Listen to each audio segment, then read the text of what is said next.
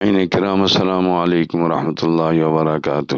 آج بروز اتوار ہے، شعبان المعظم کی 26 تاریخ، 8واں مہینہ 1447 ہجری ہے۔ انگریزی کی 15 تاریخ، 2واں مہینہ 2026 عیسوی ہے۔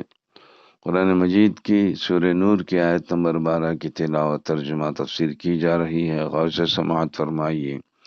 اعوذ باللہ من الشیطان الرجیم، بسم اللہ الرحمن الرحیم۔ لولا اذ سمعتموه ظن المؤمنون والمؤمنات بانفسهم خیرا وقالوا هذا افک مبین، صدق اللہ العظیم۔ جب تم نے اس کو سنا تو مومن مردوں اور مومن عورتوں نے اپنے آپس والوں کے ساتھ اچھا گمان کیوں نہ کیا اور یوں کیوں نہ کہا کہ یہ صریح تہمت ہے۔ تفسیر قرآن یہ ہے، جب تم لوگوں نے یہ بات سنی تو مومن مردوں اور مومن عورتوں نے اپنی جانوں کے بارے میں یہ گمان کیوں نہ کیا کہ یہ بات بالکل جھوٹ ہے۔ اس میں ان مسلمان مردوں اور عورتوں کو بھی نصیحت ہے جو عبداللہ بن ابی کی باتوں میں آ کر تہمت والی بات میں ساتھ لگ لیے تھے، اور ان لوگوں کو بھی تو تنبیہ ہے جو بات سن کر چپ رہ گئے یا شک میں پڑ گئے، یعنی سب پر لازم تھا کہ نیک گمان کرتے اور بات سنتے ہی یوں کہہ دیتے کہ یہ صاف جھوٹ ہے۔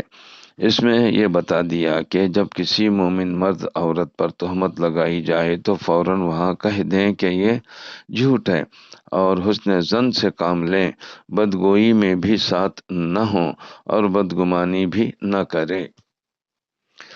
اس سے معلوم ہوا کہ ہر مسلمان مرد عورت کے ساتھ اچھا گمان رکھنا واجب ہے، اور جو شخص بلا دلیل شرعی کسی پر تہمت لگا دے، اس کی بات کو جھٹلانا اور رد کر دینا بھی واجب ہے، کیونکہ اس میں بلا وجہ مسلمانوں کی بے آبروئی ہے اور رسوائی ہے۔ حضرت معاذ بن انس رضی اللہ تعالیٰ عنہ سے روایت ہے کہ رسول اکرم صلی اللہ علیہ وسلم نے ارشاد فرمایا کہ جس کسی نے کسی مومن کی حمایت کی، کسی منافق کی بدگوئی سے اسے بچایا، تو قیامت کے دن اللہ تعالیٰ ایک فرشتہ بھیجے گا جو اس کے گوشت کو دوزخ کی آگ سے بچائے گا، اور جس کسی نے کسی مسلمان کو عیب لگا دیا، اللہ تعالیٰ اسے دوزخ کے پل پر کھڑا کرے گا، یا تو اس سے نکل جائے یا وہیں کھڑا رہے گا۔ ابو داؤد کی حدیث ہے، یعنی جس کو عیب لگایا تھا یا تو اسے راضی کرے یا اپنے کہے کی سزا پائے۔ یہاں عورتیں خاص کر دھیان دیں جو بات بات میں ایک دوسرے کو چھنال، حرام زادی، رنڈی، فلاں سے پھنسی ہوئی ہے کہہ دیتی ہیں۔ ساس بہو، نند بھاوج کی لڑائیوں میں ایسا ہوتا رہتا ہے، اور بعض عورتیں تو اپنی لڑکیوں کو بھی نہیں بخشتی۔ چھنال وغیرہ تو ان کا تکیہ کلام ہی ہوتا ہے۔ اللہ تعالیٰ جہالت سے بچائے۔ حضرت اسماء بنت یزید رضی اللہ تعالی عنہ سے روایت ہے کہ رسول اکرم صلی اللہ علیہ وسلم نے ارشاد فرمایا کہ جس نے غائبانہ اپنے بھائی کی طرف سے دفاع کیا، غیبت کے ذریعے جس کا گوشت کھایا جا رہا تھا، اس کی صفائی دی، اللہ تعالیٰ نے اس دفاع کرنے والے کے لیے اپنے اوپر یہ واجب کر لیا ہے کہ اسے دوزخ سے آزاد فرمائے گا۔ مشکوٰۃ المصابیح کی یہ حدیث ہے، 424۔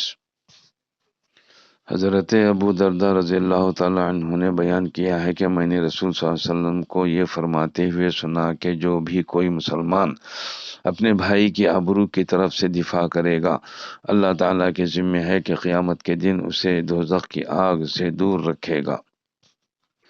آیت شریفہ میں یہ تعلیم دی ہے کہ بدگمانی سے بچو، کیونکہ بدگمانی سب باتوں میں جھوٹی چیز ہے۔